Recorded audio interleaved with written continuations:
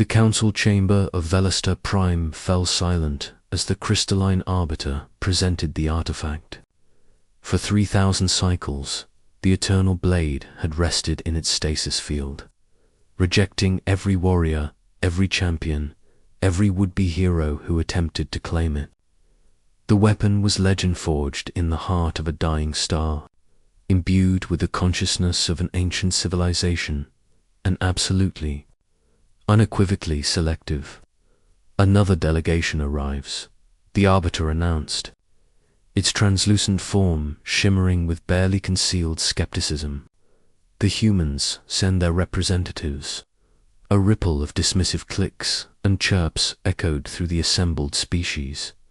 Humans, the newcomers, the ones who had stumbled into galactic society barely 2 standard centuries ago, still struggling with basic quantum harmonics and lacking any natural abilities worth mentioning.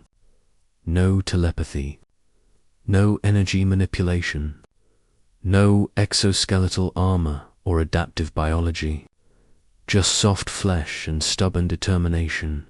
Spencer walked into the chamber with Quinn at his side, both wearing the simple grey uniforms of the Terran Exploration Corps.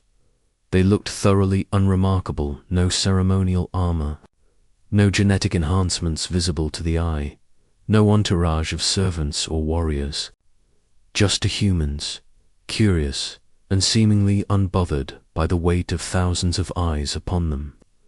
"You understand the trial," the arbiter said, its voice resonating through the crystalline walls. "The eternal blade has rejected 47,000 Valdorian champions whose battle prowess spanned centuries, Cathrian mystics who could bend reality with thought, Zarathi warriors bred specifically for this purpose, all found wanting." Spencer nodded politely. "We understand, and you believe yourselves worthy." A Valdorian warchief rumbled, his 4 arms crossed in obvious contempt. Quinn shrugged. "We're just here to try. That's what we do." The casual response sent murmurs through the crowd. No boasting, no claims of destiny or divine right, no elaborate preparation rituals. The humans simply showed up. The arbiter gestured toward the center of the chamber, where the eternal blade floated in its containment field, a weapon of impossible beauty, its edge sharp enough to cut through dimensional barriers, its surface etched with symbols that predated most current civilizations. Spencer approached first. The crowd leaned forward, expecting the usual spectacle. The weapon's rejection was always dramatic. Aspirants had been thrown across rooms, had their minds seared with visions of inadequacy, had been reduced to weeping shells of their former selves. Spencer reached out and grasped the handle. The eternal blade fell silent. No light show, no psychic screaming, no dramatic rejection or apocalyptic acceptance. The weapon simply allowed itself to be held. Spencer lifted it from the stasis field, examined it with the analytical eye of someone inspecting a new tool, then tested its weight with a few experimental swings. "Balanced nicely," he commented. "Good edge retention, I'd imagine." The chamber erupted in chaos. "Impossible," the Valdorian chief roared. "The weapon has malfunctioned," a Cathrian scholar insisted. The arbiter's form flickered with what might have been shock. In 3 millennia of guardianship, it had never witnessed such a mundane acceptance. The eternal blade didn't choose Spencer because he was special. It simply didn't reject him. Quinn stepped forward, extending her hand toward Spencer. "May I?" Without ceremony, Spencer handed her the weapon. The chamber fell silent again, but this time the silence carried weight, the weight of thousands of years of tradition crumbling. The eternal blade, which had never allowed itself to be transferred between hands, which had never permitted even its chosen bearers to relinquish it. Passed from Spencer to Quinn as easily as a borrowed wrench. Quinn examined it with equal practicality. Interesting energy signature. Self-sharpening mechanism. Molecular disruption field. Check the pommel, Spencer suggested. Looks like there might be an adjustment mechanism. They stood there, two humans casually discussing the most legendary weapon in the known galaxy, as if they were mechanics examining a particularly well-made engine. A Zorathi priestess, her scales pale with disbelief, spoke in a trembling voice. The blade, it speaks to no one. It shows you nothing.